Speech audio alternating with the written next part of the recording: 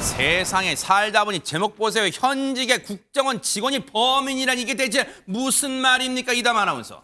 어제 새벽에요. 자정이 넘은 시각이었습니다. 서울 용산구에서 아주 아찔한 사고가 났는데요. 지금 말씀하신 것처럼 사건의 내막을 알고 나면 더 어이가 없습니다. 그리고 그 사건 장면이요. 고스란히 CCTV에 잡혔습니다. 영상으로 먼저 보시겠습니다. 흰색 SUV 차량 한 대가요. 주차된 차량을 봤고요. 그냥 그대로 밀고 가고 있죠. 어머나. 멈출 생각하지 않습니다. 그대로 밀고 올라가고요. 부딪힌 차량 계속해서 밀려나고요. 잠시 멈추는가 했는데 아무런 조치도 없이 현장을 떠납니다. 그리고요. 그 과정에서 주차장 입구 차단기까지 들이받고 어머나. 맙니다. 아니 저 정도의 충격이 일어났다면 안진용 기자님 자기 차량이 어찌 됐는가 지금 모를 리가 없잖아요. 그렇습니다. 좀 이해가 안 되죠? 네. 예상하셨다시피 저 운전자 음주 상태였습니다. 아하. 게다가 저 장소도 중요한데요. 바로 국방부 청사였고 놀랍게도 운전자는 현직 국정원 직원이었습니다. 어머나. 이 국방부 청사 앞 도로에 주차된 차량을 1차로에 서 있는 차량을 이제 들이받았죠. 그리고 영상에 보셨듯이 차량을 그대로 밀고 갑니다. 그 상태 잠시 멈추는가 하더니 곧바로 속도를 올리죠. 그대로 돌진해서 국방부 서문 입구에 설치된 차단기까지 들이받았습니다. 아니 장윤미 변호사님 지금 저 운전자 뭐하는 인간이에요? 지금 보안이 굉장히 중요한 국방부 청사에 지금 음주운전하는 게 대체 무슨 말입니까 이게 지금? 그러니까요. 그런데 이 이해되지 않는 사고의 원인은 만취 상태 음주운전이었다라는 데 있습니다. 혈중 알코올 농도가 0.08% 이상, 그러니까 면허가 취소되는 정도의 수치인 것으로 검출이 됐고요. 또 하나, 앞서 만취한 운전자가 1차 사고를 낸 다음에 국방부 서문으로 진행을 했다라고 말씀드렸잖아요. 네. 이곳은 대통령실과 이어지는 통로가 있는 곳이기도 합니다. 진짜요? 그래서 만약에 이 통로에 사람이 지나가던 상황이었다면 진짜 큰 사고가 났을 수도 있는 아찔한 상황이었다고 하실 수가 있고요. 네. 할 수가 있고요.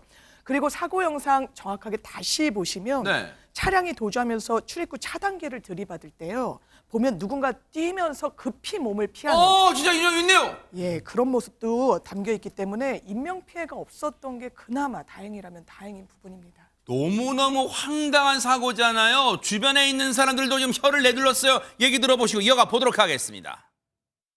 있었다는 거를 저희도 알고 있는데 진짜 초기 시작 전부터 초점을 저희도 몰라요. 근데 거기 진짜 스프는 뭔지 저도 잘 모르겠어요. 왜 그랬는지, 아니 뭐 때문에.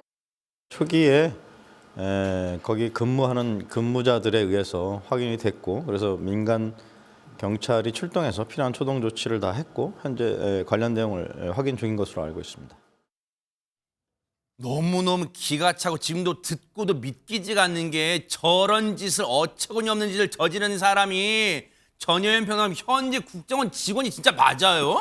예, 정말 문제가 있는 사안입니다. 일단 저 직원은 국정원 소속이 맞는 것으로 전해지고 있는데 뭐 어떤 직업이든 간에 도로교통법 위반 혐의로 지금 입건이 된 상황입니다. 그런데 왜 국정원 직원인 것이 더 문제가 되냐면 우리나라 같은 분단 국가에서 정보기관의 역할이 너무너무 중요합니다. 국가정보원은요, 정보, 보안, 국가 기밀과 관련된 것을 다루는 곳인데다가 말 그대로 대통령 소속으로 둔 중앙행정기관입니다.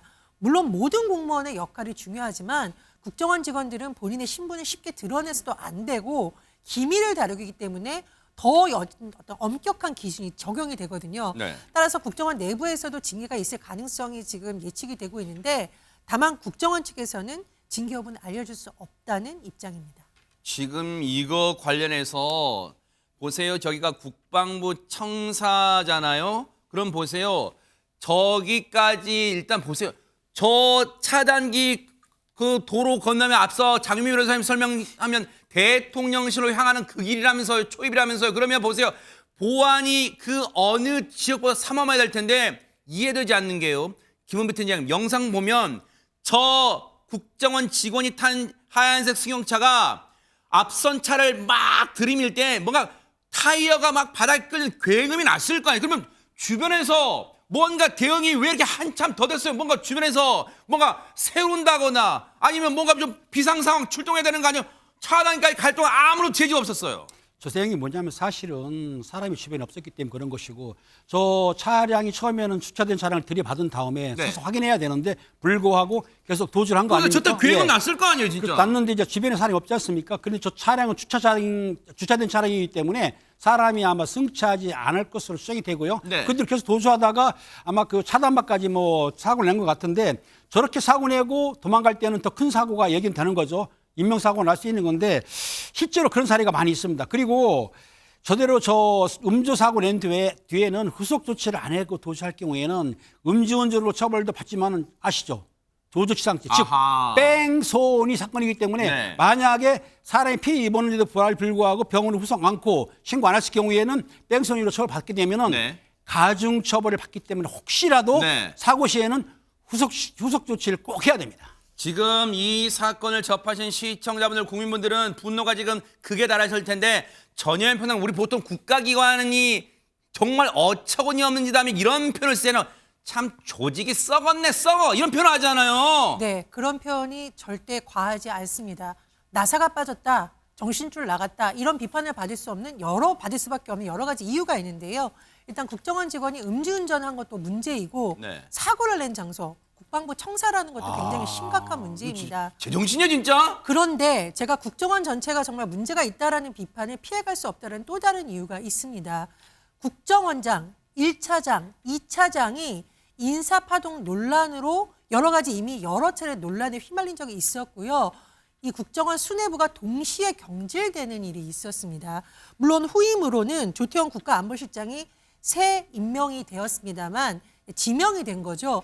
국정원에서 자꾸 인사파동 논란, 내부 알력 논란, 거기다가 직원의 음주운전 논란까지 겹치면서 따가운 여론의 질타를 받을 수밖에 없는 상황입니다. 그러니까요. 그래서 조직이 썩었다는 말을 시청자분들과 국민분들이 하실 거란 말이에요. 왜? 뭔가 조직이 이렇게 불안정하고 뭔가 위기가 올수록 다 근신하고 더 한데 힘을 모아야죠. 어디서 술을 먹고 음주운전을 해요. 반드시 일벌백계 되기를 눈 부릅뜨고 지켜보도록 하겠습니다. 보고 계십니까? 대박 사건. 네, 안녕하십니까? 김명준입니다. 여러분과 함께하는 뉴스파이터. 다양한 소식과 뉴스를 보고 싶으시면 화면 오른쪽을 꾹 눌러 구독해 주시길 바랍니다. TV로도 유튜브로도 여러분께 한 발 더 다가가겠습니다. MBN 뉴스와 뉴스파이터를 사랑해 주셔서 고맙습니다.